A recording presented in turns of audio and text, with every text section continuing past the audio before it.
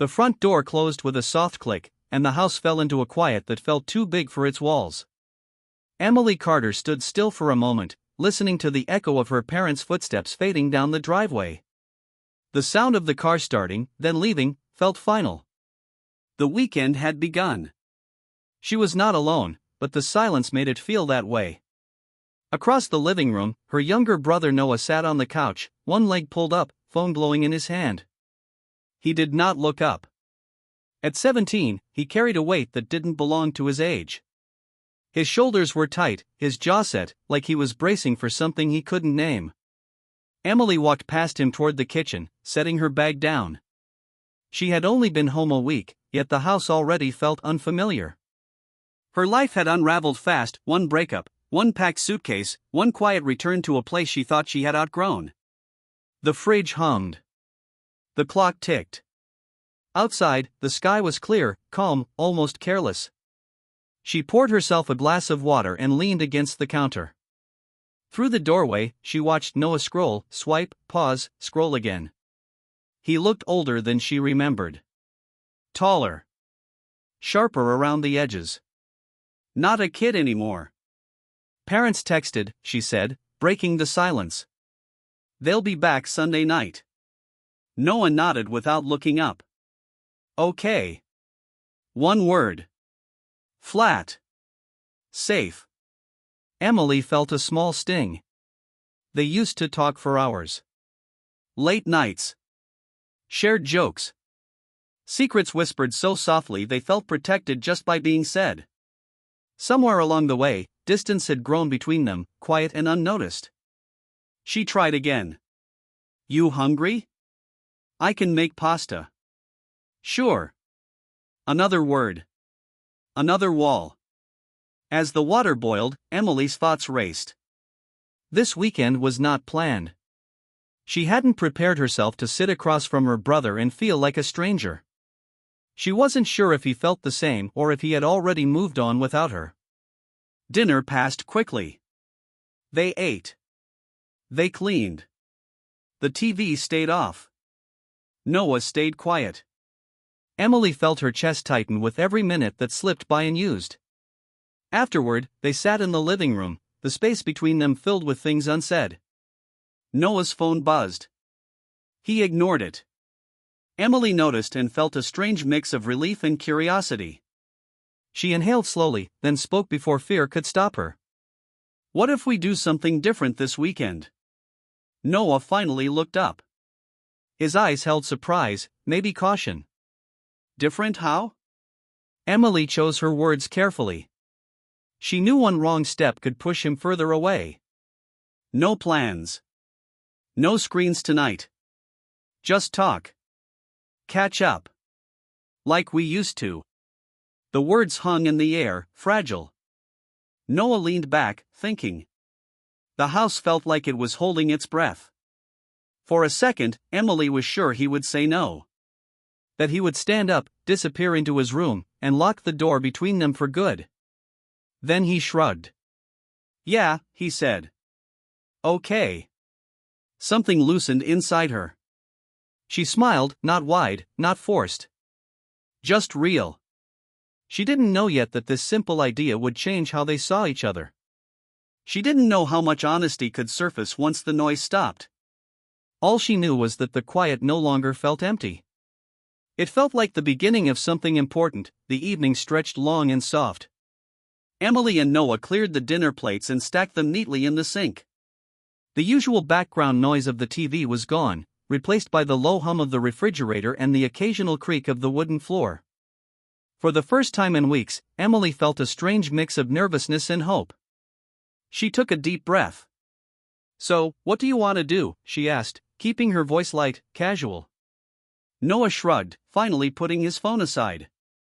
I don't know. What do you mean? I mean, we said no screens tonight, Emily replied. So maybe we could just talk. Or play a game. Or something. Noah hesitated. He wasn't used to this. The house was quiet, safe, but emotionally unpredictable. Emily could see him weighing the options, unsure if he wanted to open himself up to her again. I guess we could talk, he said finally. But I don't know what to say. Start anywhere, Emily said, leaning against the counter, letting her tone stay gentle. Tell me something about your day. Or something you're worried about. Or a secret you've never told me. Noah glanced at her, a flicker of curiosity in his eyes. Secrets? Sure, Emily smiled softly. I'll go first. Something small. She told him about her day at work, the people she met, the little things that made her laugh and the moments that made her heart ache. She didn't go into the painful breakup, only the emptiness it left behind. The vulnerability wasn't heavy, it was real.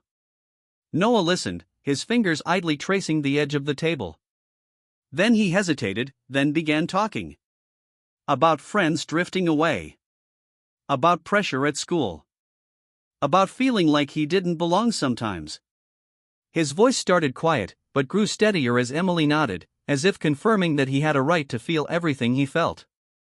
They talked until the plates in the sink were clean and the kitchen smelled faintly of dinner.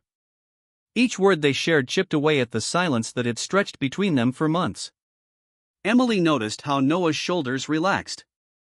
She noticed how he smiled without a guard. When conversation paused, Emily suggested a board game. Something simple, harmless. Noah agreed, and soon they were laughing at their own clumsiness, teasing each other like they used to when they were younger. The sound of genuine laughter filled the living room. It was unfamiliar, but comforting. Later, they moved to the couch with blankets, a quiet storm of rain beginning outside. They spoke about dreams, about fears, about things they hadn't dared to say to anyone else. Noah admitted he worried about growing up too fast. Emily admitted she felt like she had lost herself somewhere along the way. The rain tapped against the windows as they shared memories, little victories, and mistakes. Each story, each laugh, each sigh built a bridge between them, a connection that had been lost to time. Emily realized that what she suggested, this simple act of turning off the distractions and just being present, was working in ways she hadn't expected. By the time the night grew deep, the house felt alive in a new way. Not loud. Not chaotic. Alive with understanding, trust, and an emotional closeness that neither of them wanted to break. Emily glanced at Noah as he stretched on the couch, yawning softly, his eyes bright with warmth. She smiled to herself, realizing this night wasn't about filling time. It was about mending something fragile but essential, their bond. And somewhere in the quiet, Emily understood that the small suggestion she had made wasn't just about one night. It was about opening a door that, once opened, could change how they related to each other forever. The rain slowed to a gentle drizzle, and the house, once silent and heavy, now held a soft, promising energy. Something had begun. Something that neither of them could yet name, but both could feel. The next morning, sunlight poured through the curtains, painting golden streaks across the living room. Emily stirred first, smelling the faint scent of coffee she had brewed while Noah slept. He yawned as he sat up, rubbing his eyes, and for a moment, he looked younger again, innocent, unguarded, the brother she had always known. "Morning," Emily said softly, offering him a cup. "Morning," Noah replied, taking it carefully. He looked at her, and for the first time, there was no awkwardness in his gaze, just curiosity. They ate breakfast together, simple toast and eggs, the conversation light but flowing naturally. Noah laughed at a story Emily told about her apartment neighbor, and she laughed in return, feeling the tension from yesterday melt away. It was easy, effortless, the kind of connection that felt like home. After breakfast, Emily suggested they look through old family albums. Noah hesitated, then agreed. They settled on the couch, pulling the albums onto their laps. Each photo sparked a memory, a vacation at the lake, birthday parties, school plays, silly hairstyles. They laughed at themselves, teasing each other over awkward haircuts and embarrassing outfits. As the afternoon passed, Emily realized how much Noah had grown, not just in height, but in the way he observed the world. He asked questions she hadn't heard before, thoughtful ones, about life, about choices, about the future. He spoke honestly, without pretension or fear. Emily found herself sharing more than she planned. She talked about her heartbreak, not the painful details, but the emptiness it left and the lessons she was learning. Noah listened, not judging, just absorbing her words, nodding when he understood. He admitted his own fears about school, friends, and growing up too fast. There was a quiet intensity between them, a mutual respect that felt new. Emily noticed how much she relied on him, not as a child, but as someone whose perspective mattered. Noah noticed her vulnerability and didn't exploit it, he simply acknowledged it, carefully, gently. Later, they decided to take a walk in the backyard. The air was crisp, the leaves rustling under their feet.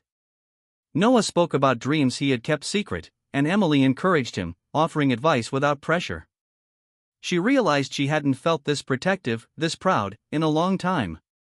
As they walked, Emily reflected on her own life, the mistakes, the heartbreak, and the quiet longing for connection. She realized that the bond with her brother was a form of love just as deep, just as necessary. Emotional closeness could be just as powerful as romantic love, she thought, and just as healing. They returned inside, and Noah suggested they play a quiet game of chess. Emily agreed, smiling at the simplicity of it. The game became more than just strategy, it was a conversation without words, each move reflecting trust, thoughtfulness, and patience. Night fell, and rain began to patter against the windows again. They shared a blanket on the couch, reading aloud from a book Emily had found in the attic. Their voices intertwined, the silence between them filled with comfort instead of tension. By bedtime, both of them felt different, closer, more understanding, more human. Emily saw Noah not as a child to protect, but as a young man growing into himself. Noah saw Emily not as a sister who had always had everything together, but as someone who could be vulnerable, real, and inspiring. As they finally said goodnight, Emily thought about how this weekend, the simple choice to turn off distractions and focus on each other, had changed everything. It wasn't a dramatic shift or a sudden revelation, it was subtle, emotional, profound. For the first time in a long time, both of them felt seen, understood, and connected in a way that would last far beyond the weekend. And in that quiet, gentle closeness, they realized that emotional honesty could heal, guide, and transform in ways they had never imagined. The weekend had flown by faster than Emily expected. The rain had stopped, leaving the air fresh and cool, and sunlight spilled through the windows as if the house itself had been waiting for a new beginning. She packed her bag, feeling a quiet sadness. She hadn't realized how much she'd come to rely on these small moments with Noah. Noah appeared in the hallway, holding the door open. "You're leaving already?" he asked, his voice calm but carrying a note of reluctance. Emily nodded, adjusting her bag strap. "Yeah.